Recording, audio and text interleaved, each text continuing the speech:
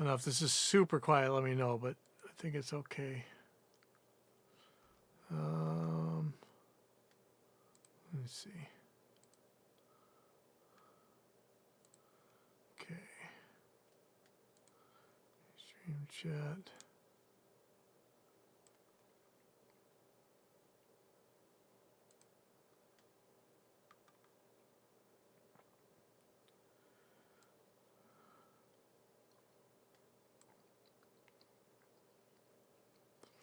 Man, I really want a donut. I want all the donuts. I'm so hungry. I don't know why. I just ate dinner. I didn't ride that long today, maybe half an hour. This is a pig lately. I don't know what I'm doing. So weird. And I just don't know what all this background noise is. It's just nuts. I mean, if I'm really right up on the thing like this, then, oh, wait, why am I hearing that? Okay, I shouldn't be hearing anything.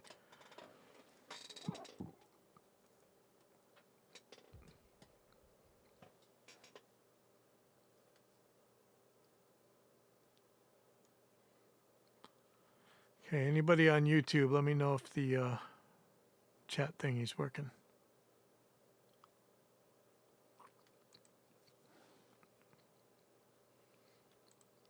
Actually, let me just pull this up real quick. Okay.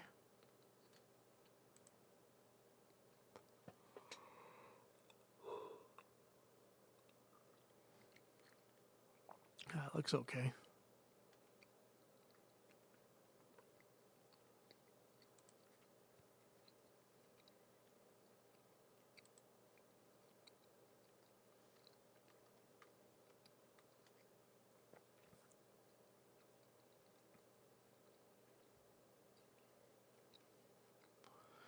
Yeah, for some reason the Ulean loudness meter thing is not working on here. I don't know why that is. It's gonna. Oh, there it goes. Now it's working. So what in the world is that? I have no idea what changed. So I guess I should be aiming for minus 16. You know, like I know they say that's not what you're supposed to be doing, but that would be a severe boost. Let's see. I'll give it to it on these. So this is just for streaming. I'm not committing this, so I'll be able to turn this down if I need to. So let's just see what we got here. So I'm not all that close to the mic, you know, but I see all these Joe Rogan or whatever, those guys all have that thing far away. So let's see. So this is, so I'm still way below minus 16. And I don't know that I want to pump this up. You can see all this noise. So here's, or you can hear the noise. I don't know that you're seeing it, but, okay. So here we are. So I'm trying this, I'm trying a little bit of Vern setup here. So I got a multi-band compressor going. I got, actually not using the EQ here. I'm even using the compressor. This one doesn't seem to be doing much, I think. Oh, because I have it set. So let me start. Check. Okay, so this is just barely kissing it. I haven't really said anything. I don't know if that's going to boost the hell out of it to recomp. Let me look at the, let's take a look at this again. So now we are getting into that range. So I don't know. I'm not going to kill myself over it. I can always turn this up with ozone or something later on. I hesitate to use ozone live on a stream. Anyway, so I think I'm boosting the hell out of everything here. So hopefully it doesn't sound horrible. Let me just throw some headphones on real quick. Take a listen. So check. Yeah, that's a lot of noise. Okay. Well, we'll see how this goes. Turn on the phones. Turn down the speakers.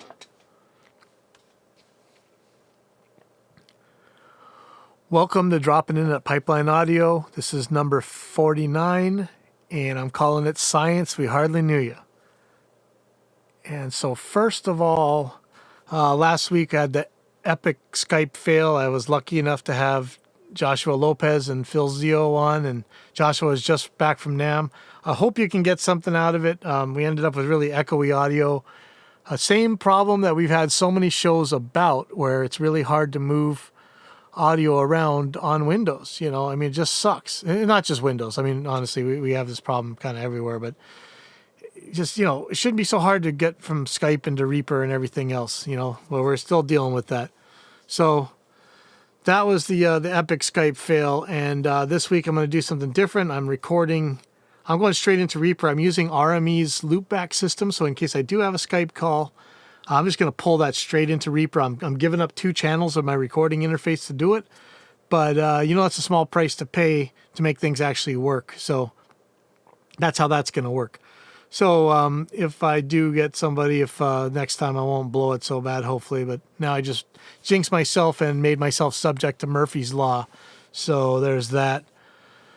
I guess one of the big things we didn't really talk about of the NAMM show stuff is that yet again, MIDI 2.0 is announced. I think this time it's some kind of like sort of official or something.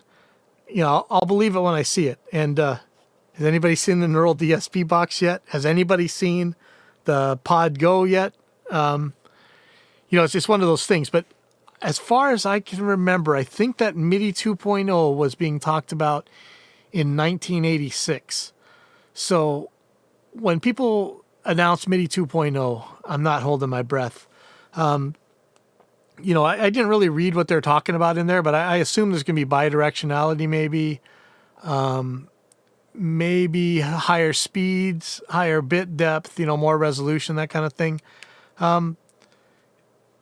It's amazing, though, how long MIDI's held on and how well it's actually done, you make fun of how old that format is, but it's still doing. I'm using it today. We're all still, a lot of us are still using it.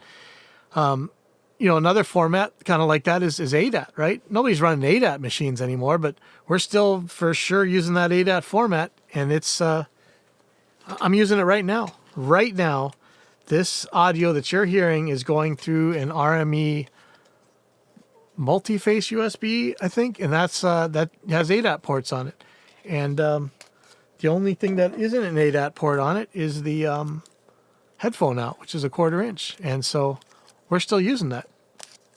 And, man, it's sad because Alesis is just a shell of its former self, but they really did a good job making the ADAT format. Hate the ADATs all you want, but the format is still with us. It's awesome. So, it could be that MIDI 2.0 never comes and we're still using it just like we're using ADAT. Okay, so the reason I named this thing Science We Hardly Knew You, it's extra acute for me. I'm sitting on an island that's one of the quarantine centers for this coronavirus, right? Hopefully by the time you hear this, maybe it's not even going to be a big deal anymore, or maybe the whole world will be dead by then. But it seems very much that this thing, you hear me talk about science denial on this show all the time, and it's something that really upsets me, but it could very well be that this whole thing was caused by people eating snakes because of some fake, they call it alternative medicine or traditional medicine, or, they have all these names for it. When it's medicine, it's medicine. When it's medicine, it's backed by, hopefully, double-blinded, statistically significant, peer-reviewed studies. We've got evidence for it. We can prove it. Any lab can test it again and run it again. With these grinding up endangered and some extinct animals to make fake medicine that has no efficacy. Nobody's ever proved it's worked. We've had some anecdotes, And, as Mark Crislip says, the plural of anecdote is anecdotes. It's not evidence. It's academic when we deal with the audio. This thing with this virus, this is a big deal because, now we're not talking about maybe somebody's spent too much on a microphone or blew it on a piece of gear or whatever, or maybe their audio is distorted or whatever. This is going to cost people their lives. So, practice safe science, So, it hit extra hard, because of that thing. We're like a quarantine station or something, this tiny little island. We could just get wiped out if this thing comes here. Not to be a scaremonger. I think in the case of SARS and MERS, the World Health Community worked so fast that they did a really good job. We could have been a lot worse, and it wasn't. So hopefully this is gonna be okay. But this same stupid, magical thinking that got us into this mess is constantly preying on our fellow audio engineers, especially noobs. They're being told that they got to spend all this money on crap that nobody has any evidence for. And so, of course, this week, that unsinkable rubber duck, the DAW summing myth, came up. So let me just put it this way. DAW's sum. Do you know the sum is you take all your channels and you mix them together and you got a stereo track? And we call that summing. And just like in math, we call that summing. So you put 2 plus 2 plus 2, you get 6. Okay? That's how it works. For the longest time, last century, a little bit in this century, not so much in this decade, but the previous decade, people believed that DAWs sounded different. And really, in truth, there was one DAW that sounded different. It was broken. So it wasn't summing quite correctly. I think that's fixed now. There are separate pan laws, which could cause differences given what seems to be the same input. But really, when you give the exact same input, you get the same output. And there are ways to make pathological files where they'd have differences. But in reality, anytime you're really dealing with this stuff, you're getting the same output. It may not null exactly the same. They might be using different dithers, things like that. But anywhere where it's going to matter, like in the top 60 decibels, and honestly, probably in the top 120 decibels or more, these things null. You flip the phase, you don't hear anything. And that's just how it is. There's a particular thread where, okay. So we talked about this on the show before. I was upset that somebody who really is a professional was telling these noobs they needed to buy all this crap, but he was doing it on religious grounds. He didn't have any evidence for this stuff. And what we're talking about is two things that you could definitely test. You could measure their distortion, you could measure their frequency response, and you could measure their noise. And they were within 1/10 of a decibel of each other. But he said to fly out to New York or whatever. Not that I can do that health-wise anyway, or to spend this stupid amount of money doing this, and have a listening test. And let's confirm this with a listening test. Listen, if two files are the same, like if they null each other, if I flip the phase on one and they completely cancel out, I don't need to do a listening test. You just don't. And, somebody else said, and this is a good point. Okay, so this is an awesome point. I almost want to find this thing. I don't want to call anybody out, but one guy said there's 3 different summing. So he claims there's 3 different ways that people might sum things for rounding, dealing with rounding on when you divide or whatever and you have an uneven result, you're going to have to round somehow. So he said there's 3 different ways to round things, and which one are we using here? Now, that's a great observation, but the point is, it doesn't matter because those rounding errors are so small. We're talking about 24-bit audio right now, at least what we record. And we don't have any devices that can reach that low. Maybe 21, but even me, I'm pretty proud of how quiet my rooms are. I wonder if I get down to 16 bits of dynamic range. I don't think so. I know I'm not on this podcast right now. But of course, this is noisy, so that's not the best example, but that's where we are. That is going to be so far down there that it just shouldn't matter. So, rounding, whatever. And this guy, I'm not going to accuse him of this, but one of the things you see all the time is the God of the gaps. If you're not familiar with God of the gaps, most of the time you see in popular culture, you more often see reason and faith collide, mostly in religious debates or evolution and creation and stuff like that. God of the gaps is a concept where every time you find an answer for something, whatever God they're talking about, it just has to shrink and hide someplace else. And so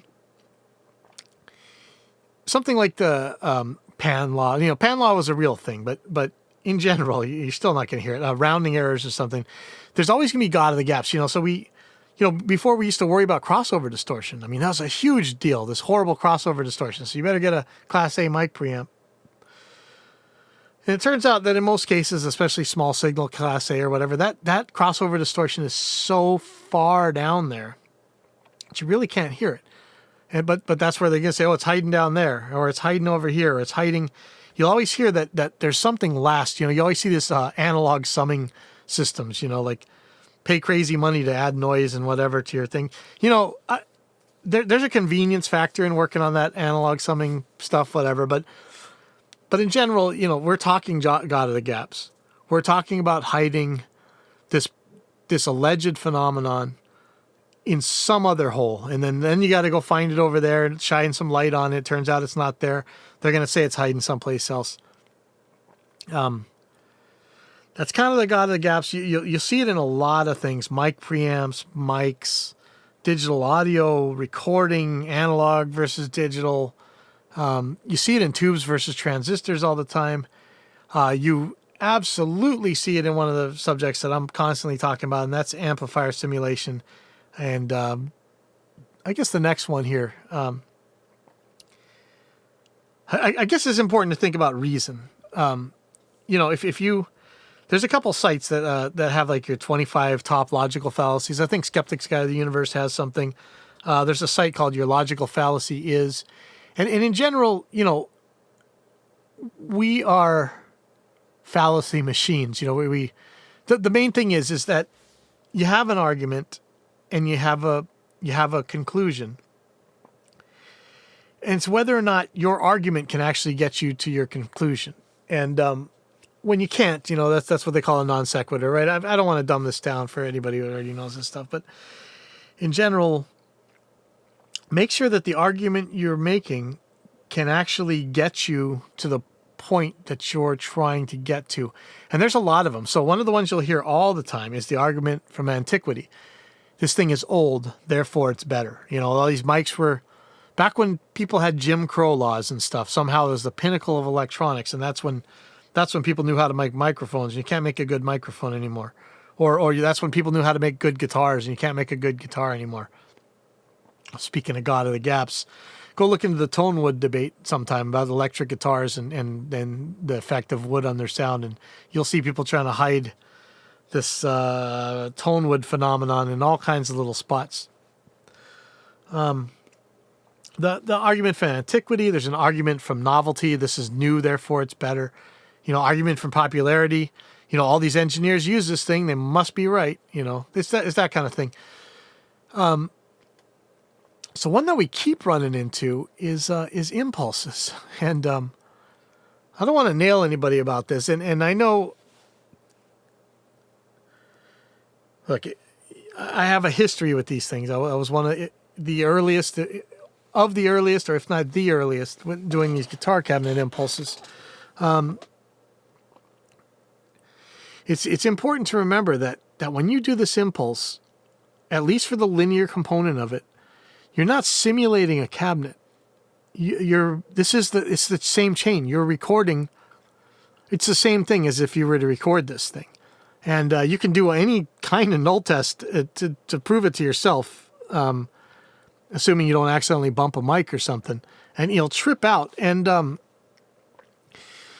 now, there's a claim, I think it was made by the Axe Effects guys, and I don't know how exactly true this is, though I have found this to be true in my experience. And I know that's a terrible, there you go with anecdotes, in my experience, it's a horrible 3 words, right? But it doesn't seem like speakers are anywhere near as nonlinear as you would think they are which is absolutely bizarre to me. But there is some stuff that you'll see when Audio Assault or Revolver, they'll do some kind of like reactance thing, and it'll kind of make your impulses feel a little bit more like a guitar if that's what you want. Sometimes you just want a way tighter thing. But anyway, impulses are very close. So there's these people that keep saying that here I am at home with like no gear and like some crappy old mic and a really nasty, like, listen, if you don't know anything about room acoustics, the room itself contributes so much to the sound of what you're doing, even if you have something up pretty loud and pretty direct. And I'm talking like your mic really close to your speaker cabinet, close. Rooms are amazing. And that's why if you ever get inside a real studio, you're going to see that they spent a pile on their actual room treatment. And it's not to soundproof the rooms, or they might have some for isolation or whatever, but really it's to control what the room's going to do to any sound recorded in it. And if you think that with your bedroom and your guitar amp, you're gonna beat a professionally recorded impulse, a professionally recorded guitar, like, put it that way. It's very subjective. You may get something different. You may get something you like. But if you're really out to get this really crisp, flat kind of the sound of the speaker cabinet and the mic in it, like the big boys and the chunk chambers, you're not getting that in your bedroom. You know, you may not have the gear. You probably, I mean, gear's not that important. I say it all the time. You may not have the gear though. I guarantee you don't have the room, and you may not have the experience. I almost guarantee you don't have the experience. And you don't have the isolation to keep moving those mics around while you're testing it. And I'll tell you what, when it comes to recording guitar cabinets, ergonomics matters so much. The ability to hear what you're doing while you're doing it is huge. I mean, it's absolutely mind-blowingly huge. And you're probably not going to be able to do that in your bedroom. So maybe you'll get a better sound. Maybe you'll get a sound you like more out of a guitar amp. But guess what? If you do, by micing your cabinet, so let me stop saying amp, okay? We're not talking about amps. Amplifier is a whole nother ball of worms, or whatever, box of chocolate, or whatever it is. A whole other ball of wax, whole other story. Can of worms, sorry. Forget the amp part. I'm talking about the speaker cabinet, the mic, and that recording. If you do end up liking what you got, run a sweep through it, then you got an impulse, and the next time, you don't have to mic up your amp. I'm telling you, this is another one of those things where, holy crap, man, we can run ABX tests all day long, and I am probably going to be willing to bet a lot of my gear, just like I keep doing, that the so-called experts aren't going to be able to tell the difference between a recorded signal and an impulse of that exact same recorded signal. I don't believe it for a second.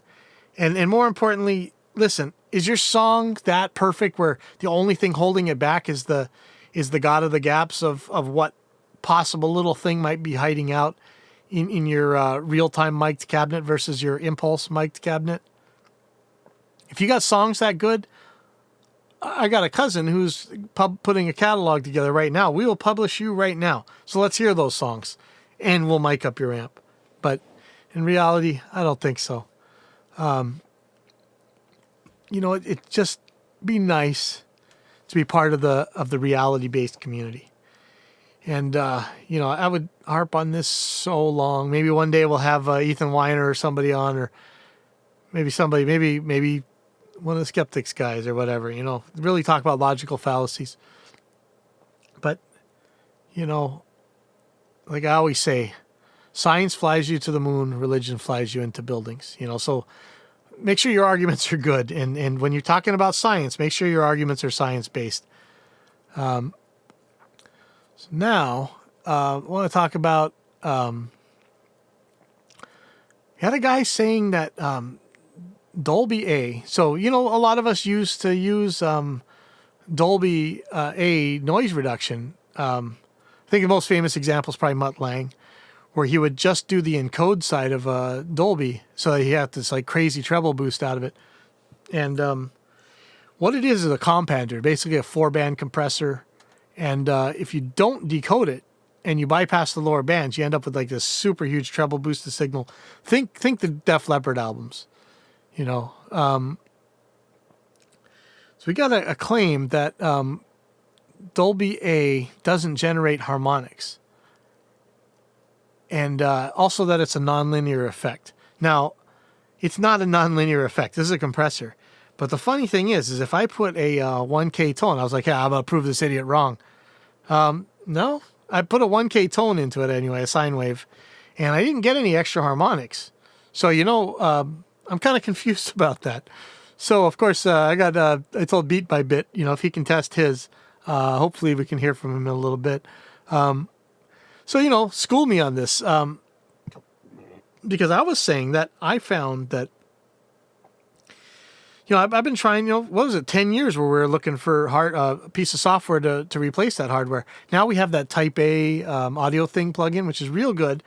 But I have been using for a very long time Audio Assault's Exciter, and I actually like that better than what I can get with the Dolby A emulators. And I think it's I've actually get more stuff out of it than I did with the Dolby A back in the day. So I use that Audio Assault's Exciter plugin. But he was saying that those generate harmonics. That's no good. It's a distortion or whatever. You know, whatever. I just care about what it ends up sounding like. I have no trouble getting them Def Leppard vocals out of that thing. I'll tell you that. You know, remember the multi-tracks were floating around the web. We're just like boosting the hell out of them with that. So I'd like to hear more about that. You know, if somebody wants to talk about that, I'd be happy to hear. So I guess, yeah, it's kind of a short one, and this was kind of a rant. I'm sorry about that. And to anybody who's offended by me saying that science flies you to the moon, religion flies you into buildings, you know, I don't want to hurt anybody's feelings, but this is when we're doing arguments, you know, like let's have reason-based arguments and not faith-based arguments when we're talking about actual measurable, quantifiable things. So the last thing here is Vin. You know, I know there's some different camps. You know, there's Jim Roseberry and there's Dawbench, but I always really liked them all. You know, and Vin over at Dawbench has done amazing work over the years. And I just found out he has a podcast. I think they're up to 3 episodes, and this last one has Matthias Karstens from RME, and it's just so illuminating to hear this. It's awesome to hear him talk. It's awesome to hear Vin talk, honestly. You know, to put a voice to this person we read about all the time.